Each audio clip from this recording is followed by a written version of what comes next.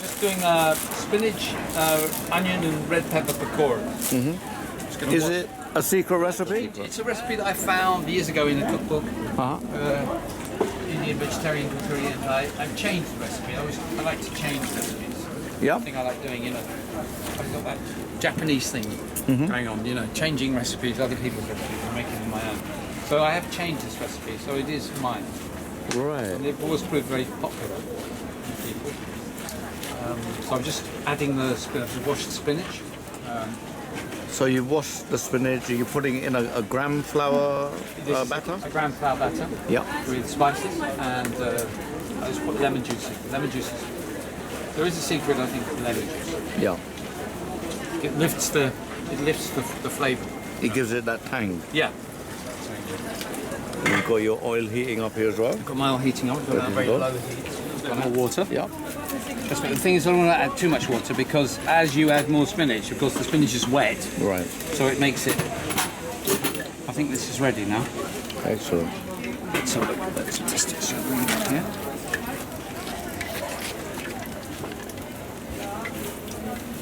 Yeah.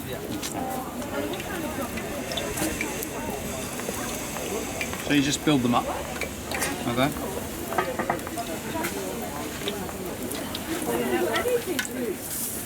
Normally try to get about 7 or 8 in the pan. So these are spinach, red pepper, and red onion pakoras. Yeah. Always use red onion. Yeah. I don't like other. Since we're using red onion, I don't really like other. I don't like white onion. These are cooking now. It'll take you about 2 or 3 minutes on each side. Yeah. And then flip them over and then squash them down a bit. Because that always you want them kind of flat. You don't want them too. If they're too bulky, then you can get the danger is they won't cook. The bit inside won't cook. So you don't want that. You don't want the stodgy bit inside. You want them to be nice and flat. Yeah. So that they're crispy and then everything cooks. Brilliant. So that takes another couple of minutes. Yeah, another couple of minutes and then they'll be done. But they're looking good. So they'll be gone soon. We often get people buying them on top of the veg curry. Oh, as a side dish. So you pay an extra pound to get one on top. Oh, right, brilliant. And that's quite popular. So I'm usually playing catch up later on. I think it's very busy here. It's a student market. So yeah, it's once a week the market. Here's this one's nice and done. Fantastic. Just leave it on to get rid of some of the. I always drain them as well. Let's pierce them through with the fork and then hold them up and drain off the excess oil. That's important. One of my customers described them as crunchy heaven. Okay, excellent. So what do you serve that with? Is it just pakoras by itself, or you have little? There's a dipping sauce. Oh, you do that. A red, pureed aubergine and yogurt with spice dipping sauce, which is very nice. And they can have the chili sauce with it as well. I'm going to add more in now.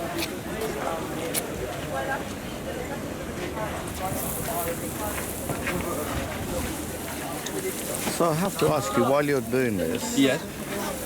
your stall name is Jaffrey, Yes. Pakoras and More. Are you related? I have to ask you, are you related to the famous Jaffrey, Madhur Jaffrey? Well, through marriage, through my uncle, Rafe Jaffrey, the actor, was married to her, as you probably know. Yeah. And so Rafe Jaffrey was my father's brother, was my uncle. So, okay, so you have the inside knowledge.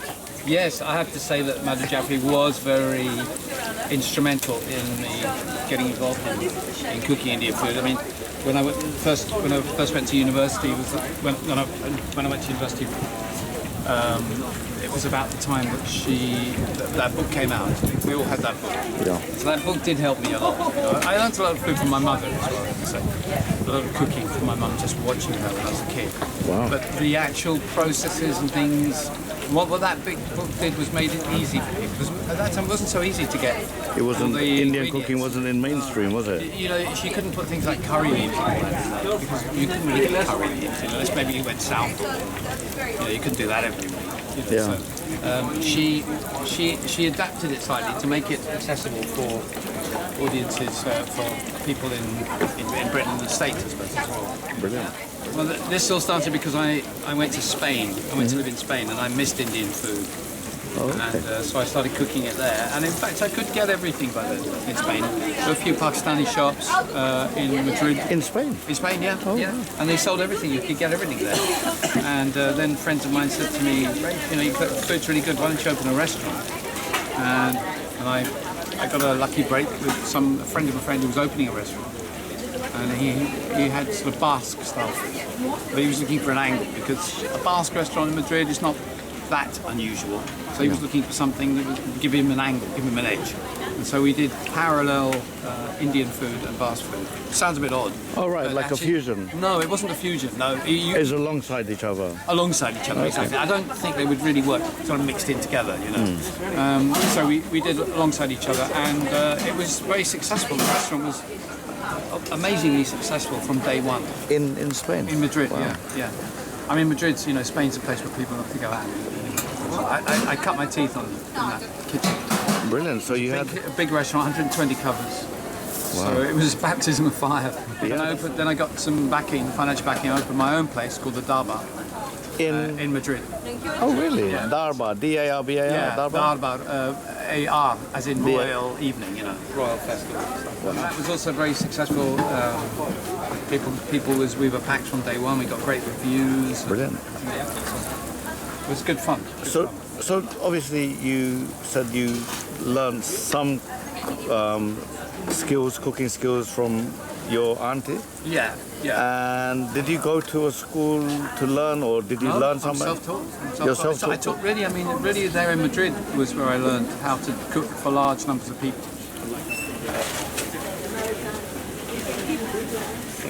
How far back was that? When was this? Yeah. This was in the early 2000s. Do you want the pakora? To try a pakora? Yeah, definitely. Do you want chili sauce or yogurt aubergine sauce? Can I have a little bit of both? It's a bit spicy. Aubergine sauce. Brilliant. There you go. Fantastic. Try it. Thank you very much. God bless you. Just taste the hot sauce by itself first of all. Sweet, tangy. A little bit of kick to it from the chilies. Have a little taste of the aubergine puree. That's really nice as well. Nice and tangy again. Really mild sauce.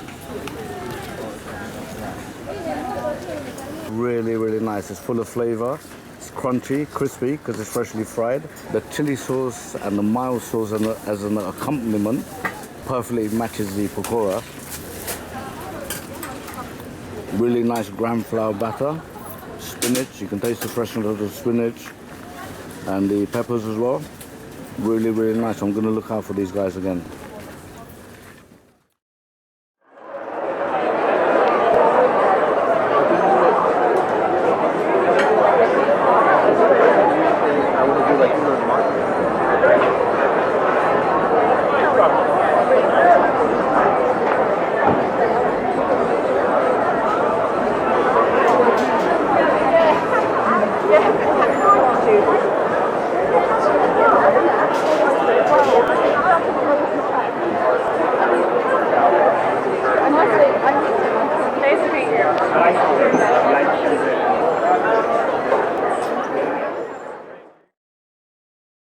It's good for vegans. And actually it works quite well. I mean, it works very well without any kind of dairy in it. People love that. So, vegetarian.